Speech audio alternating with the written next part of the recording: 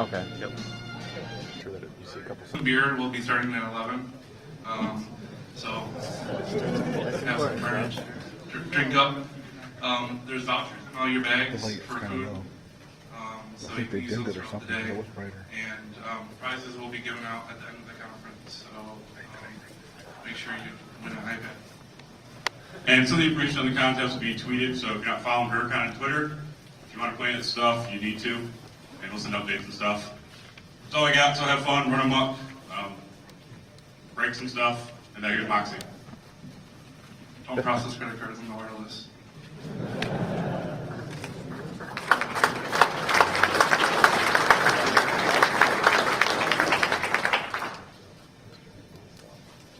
Hello. Good morning.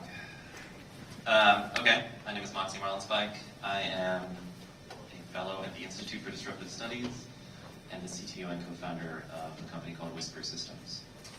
And so today, I want to talk about SSL and authenticity. And really this is a talk about trust. So I want to start off by talking about this in the context of a story, and it's kind of a downer, but I think it's illustrative of the situation that we're in. And the story is about a company called Komodo. Komodo is a certificate authority. According to Netcraft, the second largest certificate authority in the world. They certify somewhere between a quarter and a fifth of the certificates on the internet. And in March of this year, they got hacked. The damage was substantial. The attacker was able to make off with a number of certificates that we know about that allowed them to intercept secure communication for most of the popular webmail providers and a couple of other sites.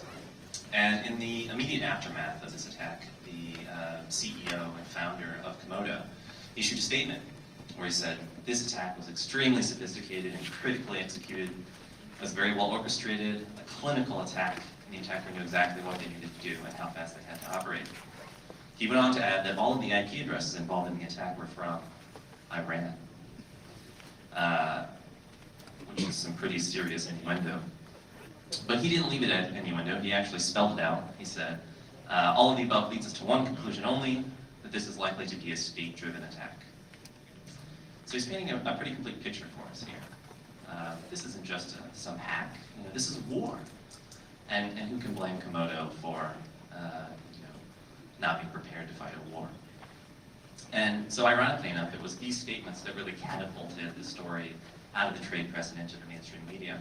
And in the aftermath of this, a number of reporters contacted me, and they all, had similar questions. They all wanted to know, well, what does this mean? They got these certificates, what now? And I would say, well, it means that they can intercept secure communication for, all of these sites.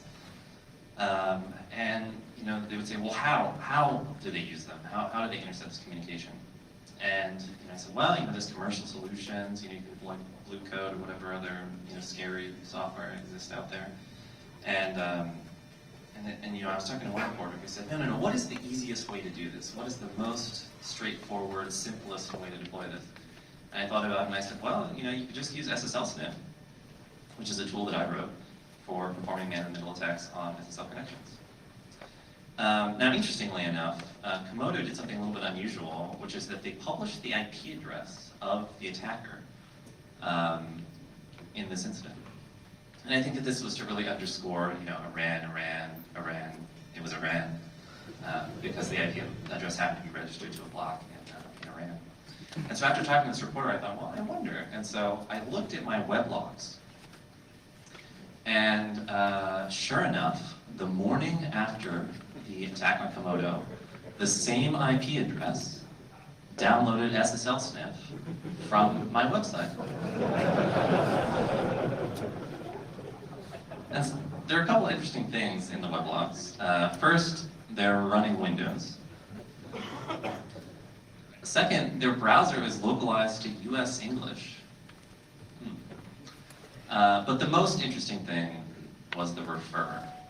So I went back in my web logs and I found the point where they originally contacted my website. So, the link that brought them to my website.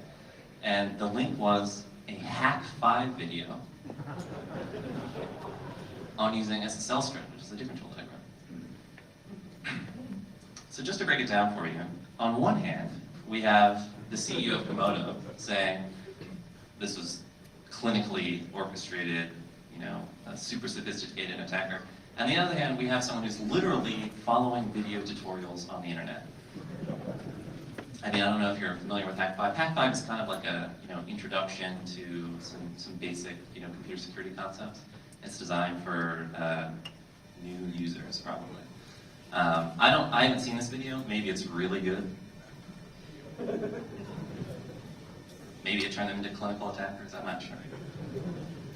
And then throughout the day, actually, there was a number of times when the same attacker visited my website a few more times, and I could see their Google search queries, the search terms that they used to visit my website. There were things like SSL protocol, man in the middle, how to, IP tables, pre-routing. Having trouble with this IP table setup, I guess. So I was kind of chuckling to myself about all of this, and then this guy posts a communique to Pastebin, and it could not have been more embarrassing for anybody, really. On one hand, he's making these impossible claims, like he can decrypt RSA, and then on the other hand, he's making these like really extravagant, or he's talking with bravado about really simple things, like how he can export functions from DLLs and create his own SOAP APIs. And if that wasn't bad enough, he just wouldn't shut up. He just kept posting communiques, each more embarrassing than the last, And so, this doesn't look very good for Komodo. I mean, here's this guy who's obviously pretty clueless, who's, posting these like really embarrassing communiques. He just won't stop. He's just doing interviews with reporters, People were emailing him and he's responding, It looked awful for everybody, And so the CEO of Komodo responded to all of this by issuing a statement where he said, if there were a secure and trusted DNS, this issue would be a moot point. We need a secure and trusted DNS! Exclamation point. And so he's just very enthusiastically declared that he does not understand the business that he's in. On one hand, he seems to be implying that the only way to perform a man-in-the-middle attack or intercept secure communication is through DNS tampering, which is not true. And on the other hand, what he's essentially saying is that if there were no way to perform a man-in-the-middle attack, the fact that these certificates were forged would not be an issue. I'm not sure he realizes that the reason that we're buying certificates from him is because it's possible to perform a man-in-the-middle attack. If it weren't, we wouldn't need the certificates from him. This is the guy that's securing a quarter of the internet. A month later, Komodo got hacked again, twice more, and then a few weeks later, they got hacked again. Now, it's so interesting, I wouldn't normally take this much time to just rag on Komodo, but I think it's interesting because I think there's an interesting question here, which is that, what happened to Komodo? After all this, couldn't have been worse, couldn't have been more embarrassing. What happened to them? Nothing. Nothing happened to Komodo. They didn't lose business, they didn't get sued, they didn't lose customers. In fact, the only thing that happened to Komodo this year is that the CEO was named Entrepreneur of the Year at RSA. And so I think that this really illustrates the problem, that this is the situation that we're in.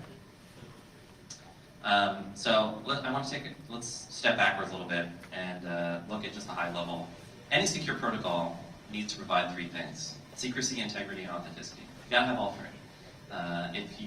If one of these things breaks, the whole protocol breaks. And so SSL is a secure protocol and it aims to provide these three things. But you have to remember that SSL was designed in the early 90s. And that was a long time ago. Things were different then. There wasn't a lot of information about designing secure protocols at the time. Books like Applied Cryptography hadn't been published yet. If you wanted to use RSA, the algorithm, you had to license the patent from RSA, the company. You had to pay money to use RSA in your product. Things like e-commerce didn't exist yet. The very notion of transmitting your credit card number across the internet was totally foreign. It wasn't something that people did. Things like web applications didn't even really exist. The idea of even transmitting, user credentials to some kind of dynamic, backend was a totally foreign concept. And the internet was tiny. You know, according to ISC, there were less than 5 million hosts on the internet at the time that SSL was designed. Compare that to today, where there's more than we're about to run out of publicly facing IP addresses at 4 billion. So at the time that SSL was designed, there were really less than 10 secure sites that you could even imagine. You know, 10 sites that for whatever reason you would want to be your communication to be encrypted with. Whereas today there are more than 2 million certificates on the internet. And ideally we'd like all sites to be secure. SSL was also designed at Netscape in the early 90s where people were working under a lot of intense pressure. I mean, this is the same place where a series of 4 AM decisions gave us JavaScript. We're still dealing with that. So it's actually kind of heroic how well they did and how well this protocol has stood the test of time. You know, when it comes to things like secrecy and integrity, they did okay. There were some problems along the way, there's still some problems. But the real stumbling block was authenticity. And that's what's caused a lot of friction the whole time and is now causing real problems. Now, authenticity is important because, you know, ideally you'd like to establish a secure session with between 2 parties. Now, the obvious problem is that your connection could get intercepted in between, and both parties end up establishing independent secure sessions with a third party who just shuttles data back and forth and performs a classic man-in-the-middle attack. Now, the interesting thing is that at the time, this was entirely theoretical when SSL was designed. You know, these things, man-in-the-middle attacks, people weren't doing this. The network tools didn't exist. This wasn't the kind of thing that was happening all the time, or had ever happened. It was just this theoretical thing. Oh, well, theoretically, it could work like this. And so the solution that they ended up coming up with was certificates and certificate authorities, where every site gets a certificate that identifies it, and a client receives a certificate and knows that it's valid because it's signed by some authority which they trust. Now, preparing for this talk, I had this thesis, right, or this theory that we've outgrown the situation or the circumstances in which SSL was originally designed. That this is just a different time, a different world, and that the way that this was designed does not really apply to the situation that we're in today. And so I thought, well, I wonder if that's true. And so I thought I should ask the people that designed it, what were they thinking? And so I thought, well, who even designed SSL? And so, I did some research, whatever, looked up, found the first IETF draft that got published, and SSL was designed by this guy, Kip Hickman, who was an employee at Netscape in 93, 94. And the last thing that he posted to the internet was in 1995. So he was a little bit difficult to track down, but I finally found him. And I talked to some people on Netscape who gave me some contact info and some other people, and eventually I found him.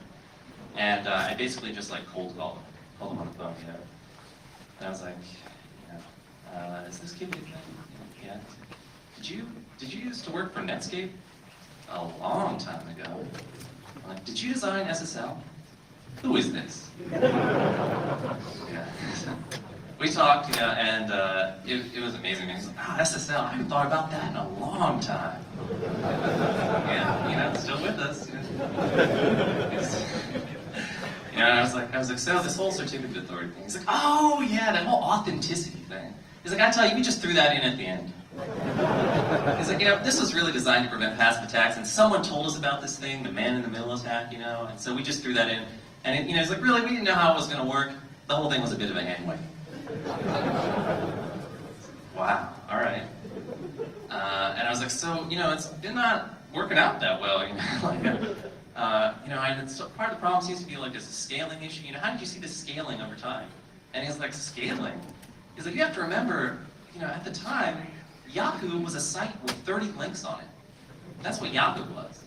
And I was like, all right. He's like, we didn't think about it. It's like, it's totally different. Like, okay, all right, get it. And it kind of makes sense. If you look at the history of how things have gone, back in '94 when the number of domains on the internet is approaching 0, it kind of makes sense. Okay, you have maybe less than 10 secure sites. You have some authority. It looks very closely at those 10 sites and it signs certificates, and we're done.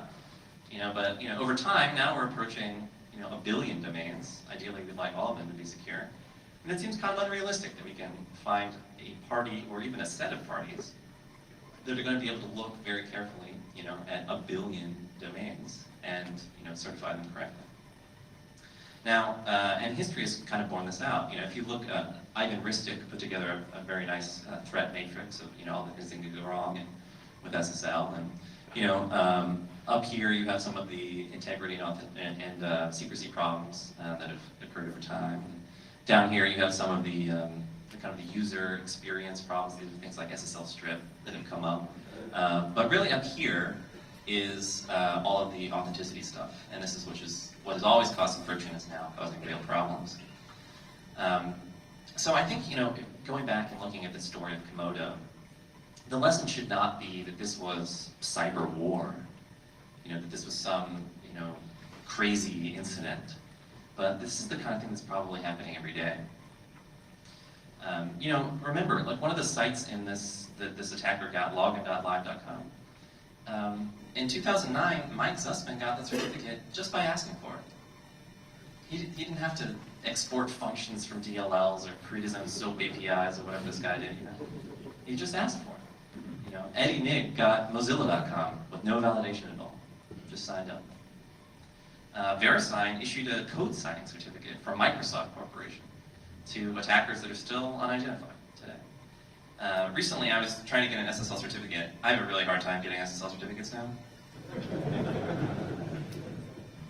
It's kind of ridiculous. It's like they had a meeting. But so, I thought, all right, straight to the bottom of the barrel. I went to a website, ssLinabox.com. And it's one of these things where you gotta create an account before you can get your certificate. So I type in my name to create the account, and I click on the create account button, and it just logs me into someone else's account. Alright. I'm not even trying to hack this, I just want a certificate, So alright, log out, type in my thing, whatever. Create account, logs me into someone else's account. Every time I just got a different account, And I was, it's just like, alright, if I could keep doing this until I found something interesting, but actually I just want a certificate and this is a waste of time. And it's like, I didn't even bother emailing them about this, right? It's like, I'm sure that they don't care. This is the kind of thing that happens all the time. Here's a certificate authority that actually published their private key in the public directory of their web server. And the interesting thing is that, people make mistakes, whatever, but this is still there. They still haven't removed it. It's been there since 2009. These are the people securing the internet. GrrCON recently got hacked. DigiNotar got hacked recently. Been in the news, big press. Same guy, the Komodo guy, again. I think, what this should tell us is not that this guy is super sophisticated elite hacker, right? But that the bar is really low. And the other thing is you don't even have to go through the trouble of hacking a certificate authority. If you really want us to be able to sign certificates, you can just buy an intermediate certificate, intermediate CA certificate. You go to a company like GeoTrust. Most of the CAs have programs like this. You can go to GeoTrust. That's like 50 grand, and they'll give you a certificate which you're supposed to use to only sign your own sort of internal certificates, as long as you promise not to sign other certificates. They give this to you. I think the logo is really appropriate. It's like the key to the world. And this is actually, people ask me all the time, it's like, don't you think that this is kind of cyber war, Iran doing this stuff or whatever? And this is one of the reasons I think that's not true. It's like Iran wouldn't have to go through the trouble of hacking a certificate authority. They could just come up with 50 grand to buy one. So, and so the other question, what if this was state-sponsored? What if this was Iran, this is cyber war or whatever? Well, the other thing to remember is that the only reason that Iran would have to hack a CA or buy a CA certificate or any of this stuff is just because they don't have one of their own. But many countries do. The EFF has a nice project called the SSL Observatory where they scan the internet and they collect all of the certificates that they could find, and they were able to put together a list of authorities, people that are capable of signing certificates on the internet, which is actually not immediately straightforward. So many of them are nation states. And so this is a map of the countries in the world that are currently capable of intercepting secure communication. We're trusting these countries with their secure communication. They can sign certificates. And it's a lot. It's a lot of countries. And I don't know if you can see this, but way out in the center of the Atlantic Ocean there, just off the coast of the United States, is a little red speck. That's Bermuda. Bermuda is capable of signing certificates. Actually, I gave this talk once before, and later I got an email from the guys in Bermuda. They're like, "Hey, that's us." All right, keep it real. So yeah. So the good news is that I feel like the narrative is kind of shifting. The vibe is shifting from the old vibe of like this is a total ripoff to the new vibe of this is a total ripoff and worthless. We're not actually getting any security benefit. But I think that so now there's some talk about moving forward. You're replacing certificate authorities with something else, coming up with a better system. And I think that if we're going to do that, it's important that we really succinctly understand the problem of what we have today, so that we don't end up just putting ourselves in the same situation all over again. Now, there have been like a couple of what I consider to be like kind of simplistic reactions to the situation that we're in. The EFF put together the SSL Observatory, and they came up with a list of all the certificate authorities on the internet. And this is a graph of the bodies on the internet that are currently capable of signing certificates. And it's a lot. It's a lot of different organizations. In fact, it's 650 different organizations are capable of signing certificates and thus intercepting secure communication on the internet today. And so I think one kind of simplistic reaction is just to say, well, there's too many of them. There's too many certificate authorities. What we need, the answer, is less certificate authorities. But remember when there was only one? And they could do and charge whatever they wanted? That didn't really feel much better to me, actually, back then. And part of the problem is that we've grown from 10 or 20 sites that we want to be secure to 2 million, and ideally 1 billion. It kind of seems like less security, less certificate authorities is actually not the answer. That part of the problem is this kind of scaling problem, that if anything, we would want more organizations to be able to keep up with this new demand.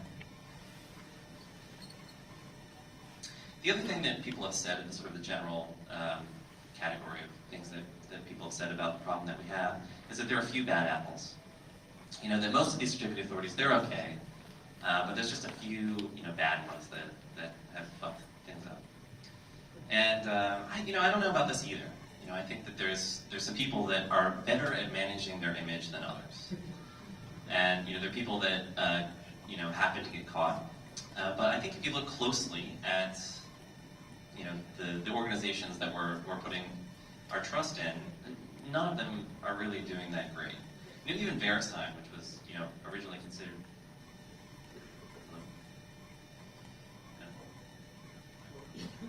Yeah. All right. Even VeriSign, which was really.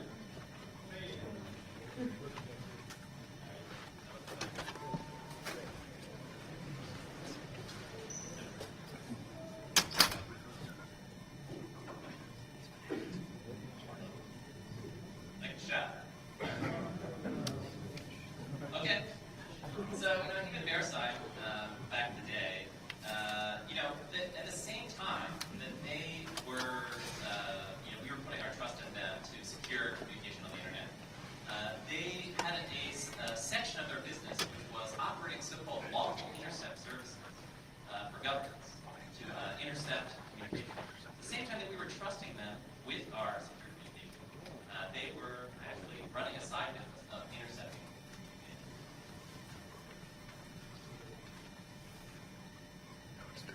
There's another one. There you go.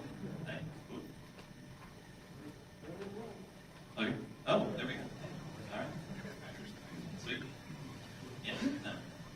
Yeah, Yeah. All right. we got you. Cool. So I think the other reaction that people had is it's a scoping issue.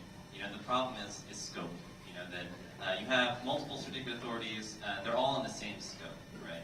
That two certificate authorities on the internet today, for instance, are the Department of Homeland Security and the state of China. These are both authorities capable of signing certificates.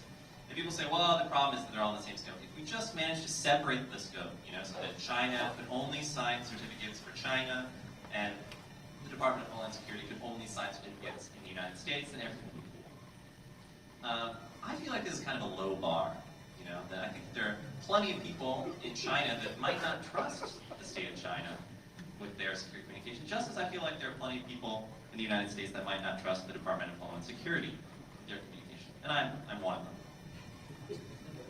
So I think, in order to actually really define the problem, to kind of have a succinct view of what it is that we're trying to fix, I think it's useful to go back to this question. What happened to Komodo? Well, nothing. But why? What could we have done? Why is it that nothing happened to Komodo? Well, if I decide that I don't trust Komodo, and I don't, what can I do? Well, the very best I could do is to remove Komodo from my trust database, to remove them from my list of trusted authorities. And this is the same thing that a browser vendor can do, right? The problem is that if you do that, somewhere between a quarter and a fifth of the internet disappears. Totally breaks, stops working. Because somewhere between a quarter and a fifth of the internet is secured by Komodo. And suddenly, now that's all certificate warning, exceptions, problems, background content doesn't load. Now, I could take an ideological stance to never visit those sites again because they're part of the Komodo cabal, whatever. But really, there's no appropriate response. And the thing to remember is that this is as true for browser vendors as it is for you or me. That a browser vendor is in the exact same situation. The best that they can do is remove Komodo, and now they're breaking a quarter of the internet for all of their users. So that's a really tough decision for them to make.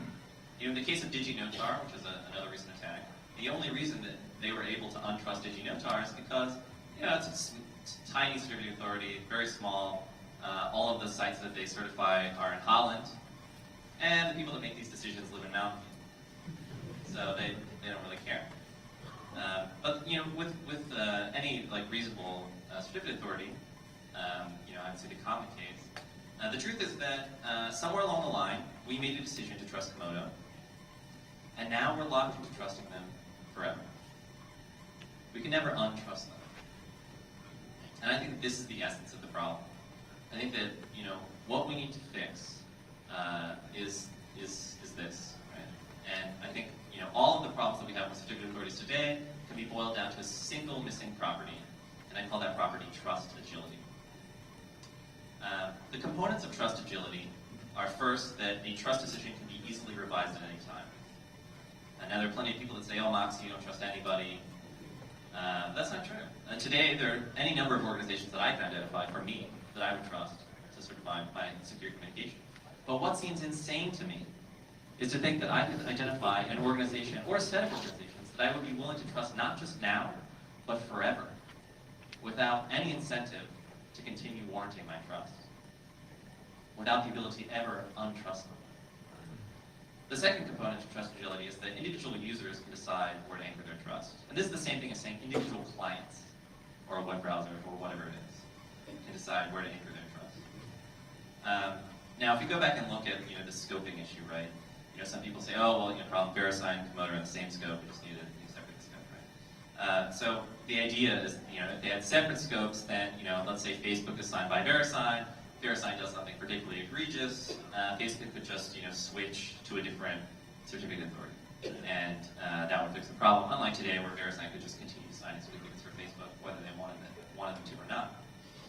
But I think if we look at this realistically, if it's been a struggle to even convince sites to deploy HTTPS to begin with, it seems like kind of a stretch that they're going to be continually making these decisions in our best interest.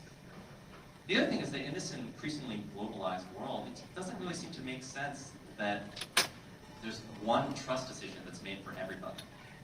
And then particularly it's whoever it is that administers a website like Facebook or Google, who gets to make that trust decision for everybody in the world. Now, how could they possibly account for all the different factors that different people have in different places? Different people have different trust metrics, different threats. The other thing is that it's our data. It should be our trust decision, right? And it's not Facebook's data. It's ours. So, I think that this property that individual clients or users decide where to anchor their trust is actually just a really simple inversion of the situation that we have today. Right now, there's three parties involved in any secure transaction here on the internet. You have the client, the server, and then this external authority. And right now, this trust relationship is initiated by the server. The server makes a connection to an authority and says, "Hey, will you please certify my website?"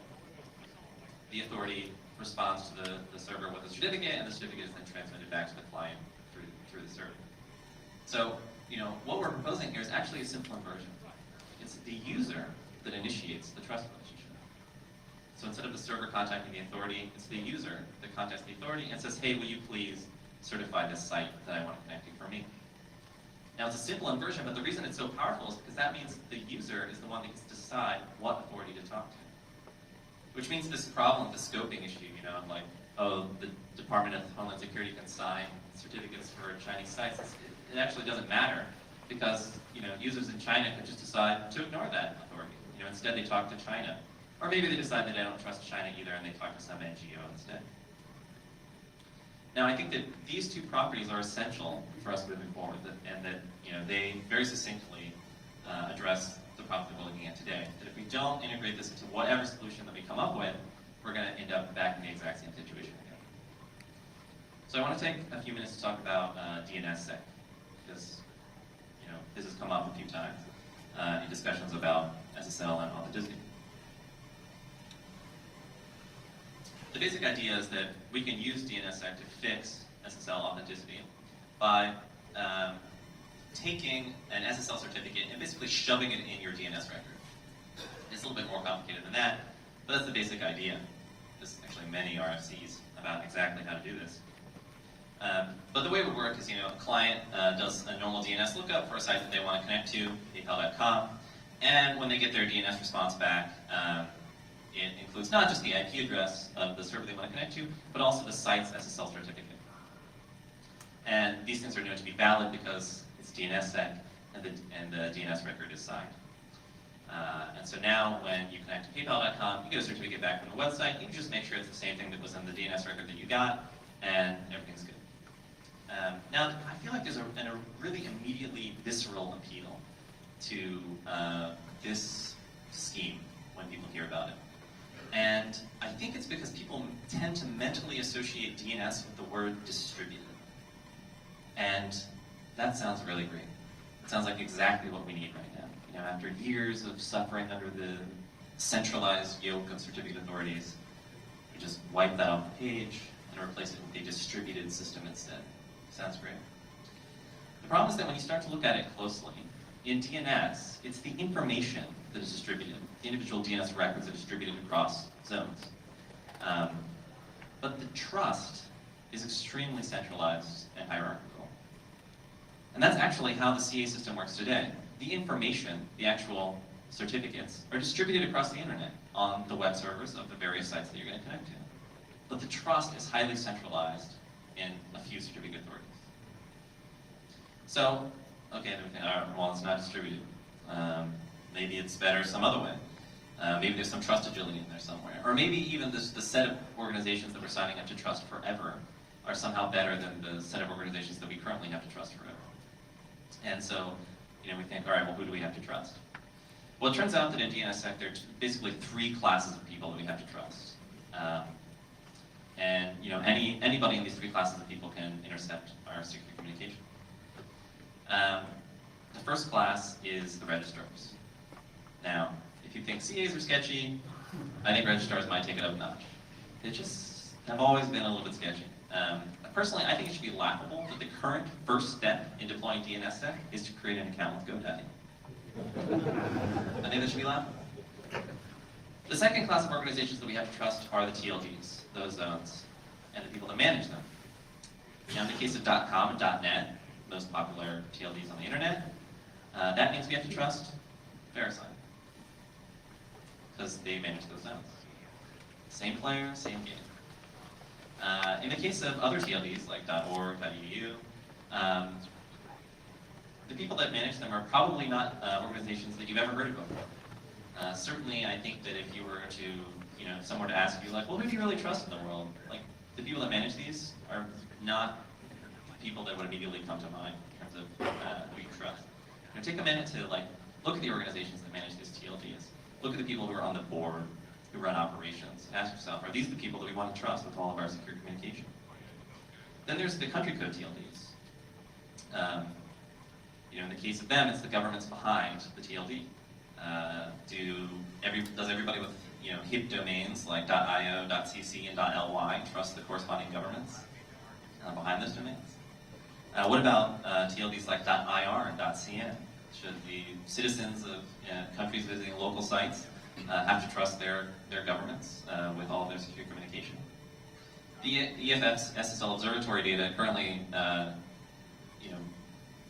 paints this picture of, these are the governments in the world that are capable of intercepting secure communication. Under DNSSEC, the same picture would look like this. And if the recent domain seizures are any indication of the future, I feel like, TLDs are perhaps something that we should be looking out for. And the third class of people that we have to trust here are the root. In this case, that's ICANN. Now, I don't have any particular beef with ICANN, but I would say that, while they have made some attempts to be really like a global organization and solicit global involvement, as far as I know, from research that I've done, at the end of the day, they're a California 501c3 nonprofit. And as far as I know, that means that they're subject to US laws. And if the recent legislation, things like COICA and Protect IP, are any indication of the future, to me, what matters is not so much whether this legislation passes or doesn't pass, and actually it's not looking good, but that they're trying, and maybe one day they'll succeed. So that's something to watch out for. Now, the worst thing about these class of organizations is that actually they provide reduced trustability. But today, even as unrealistic as it might be, if I decide that I don't trust VeriSign, and I don't, I at least have the option of removing them from the trust database in my SSL client or my web browser. And sure, that's going to break some large number of sites on the internet, but at least I can do it. But there's nothing that I can do that changes the fact that VeriSign manages .com and .net under DNSSEC. Which means that if we sign up to trust these organizations today, we're signing up to trust them forever, regardless of whether they continue to warrant our trust or not. So let's take a moment to talk about some things that I think are a little bit more inspiring. There's one project called Perspectives, which is originally a paper that was published at CMU by Dan Winland, David Anderson, and Adrian Perry. And the paper was basically on using multipath probing for authenticity. And the basic idea is using network perspective. It works like this. Let's say you connect to a website, paypal.com, and you get back a certificate. And the big question is the certificate valid or not? Well, what do you do? Essentially, under the perspectives model, you connect to an authority, and you say, hey, what certificate do you see for PayPal? And it just makes a normal SSL connection to PayPal, gets back a certificate, transmits that back to you on the client side, and you just compare the certificate you saw with the certificate that the authority saw. You're essentially using network perspective to get a separate view at the same certificate. Now, we call these authorities notaries, and you don't have to just have one, you can have any number of notaries. And the notaries are distributed all across the internet, so they have different network perspectives at the same site. You're essentially building a constellation of trust. Now, this idea of using network perspective is actually not new. It's actually how things work right now on the internet today. Today, let's say that you want to get a certificate for your website, paypal.com. Now, the trust relationship is initiated by the server side in this case. But the server administrator, what does he do? He contacts VeriSign or some certificate authority and says, hey, I would like a certificate for my website. What does VeriSign do then? They send an email to the website with a verification code in it. And if you're capable of accessing that email, you get the verification code and the authority responds with the certificate.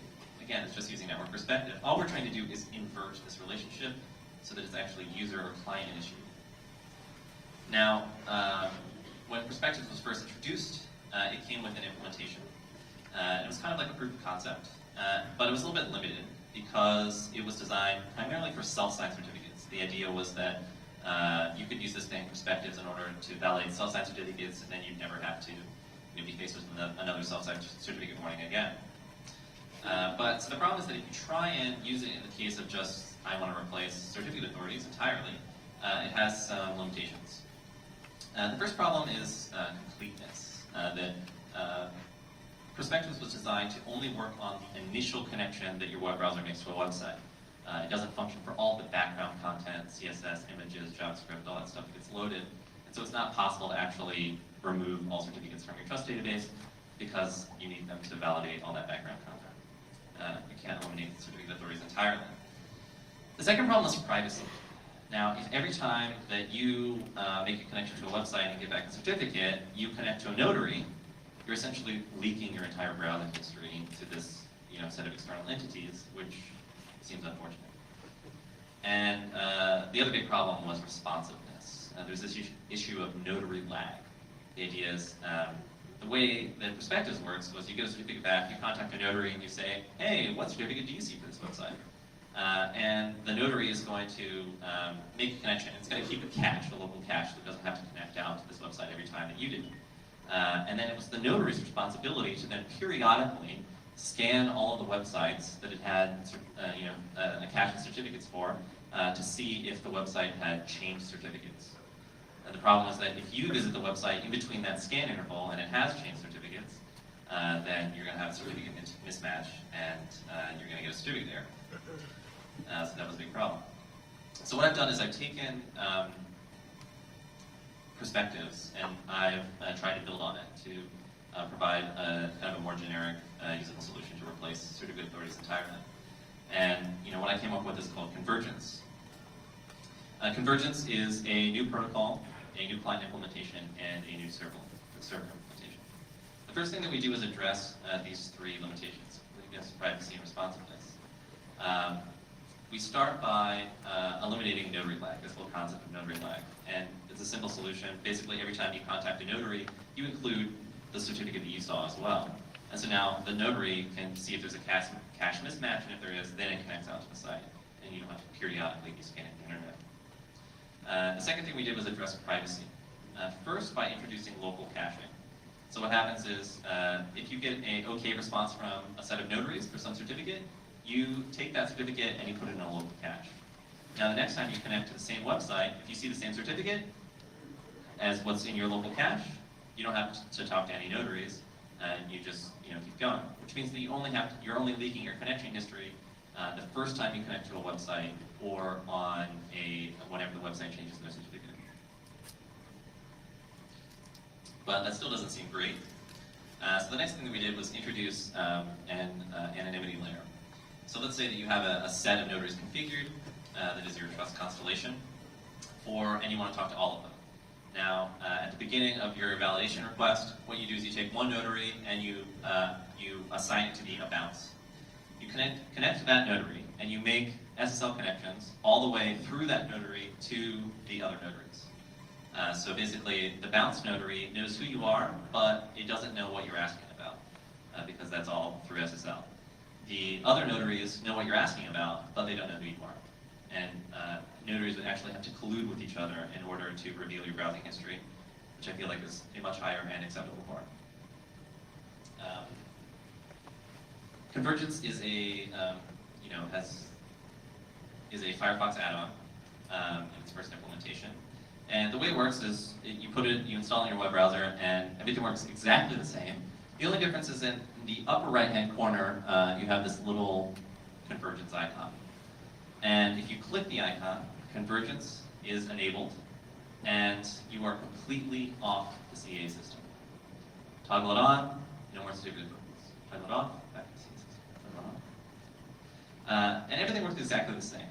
The only difference is that normally if you visit a secure site and you hover your mouse over the favicon, you get a little tooltip, saying, this is the certificate authority that validated this website. The only difference in Convergence, everything is exactly the same, except we remove the certificate authorities from the picture entirely. That all of your communication is validated by Convergence instead of the authorities. It's also, Convergence is designed to be extensible for the future, that it's actually not tied to this concept of network perspective. The idea is that we've developed a RESTful API. So you connect to a notary and you ask it to validate a site for you, and it can actually validate it based on any strategy that it wants. So the default is to use network perspective. But it could do anything. It could do DNSSEC. It could use CA signatures if it's crazy. It could do something weird like be a front end to the SSL observatory data. It could use Google's certificate catalog.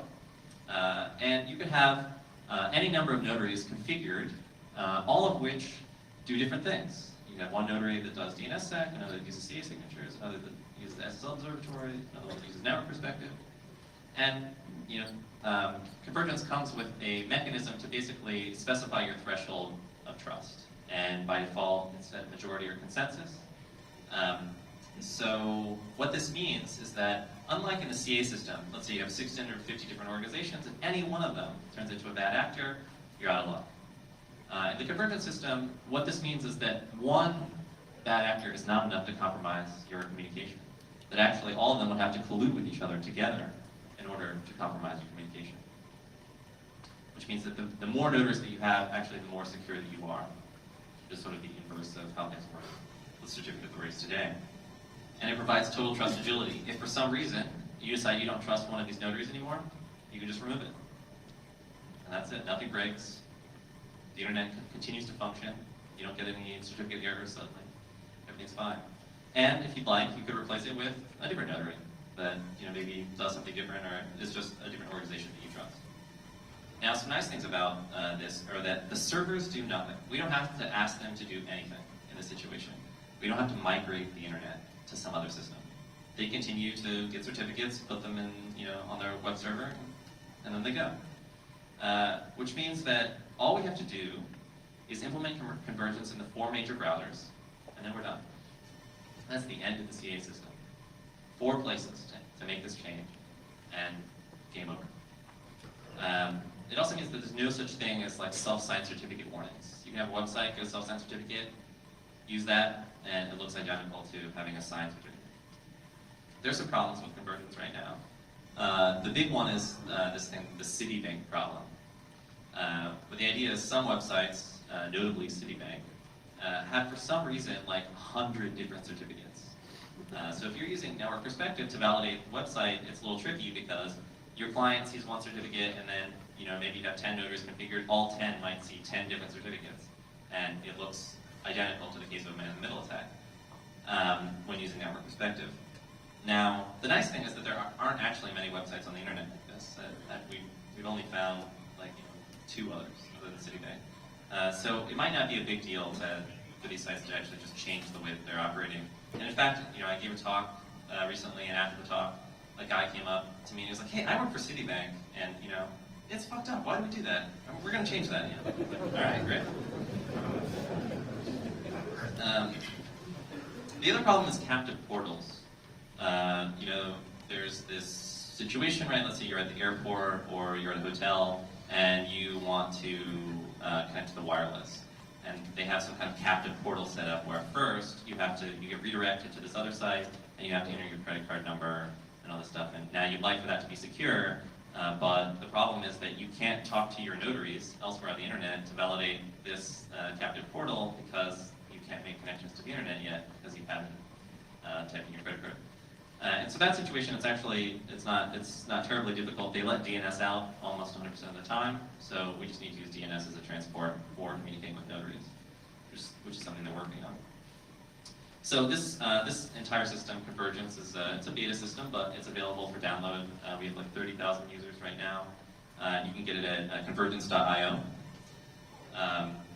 And so even if you're not interested in convergence, or this doesn't end up being the one true solution for the future, the one question I want to leave you with is this: when evaluating any kind of new trust system or a replacement for Authenticity, SSL, or anything else, I think the very first question that you should ask is, who do I have to trust and for how long? If the response is a prescribed set of people forever, proceed with caution. In the meantime, try convergence.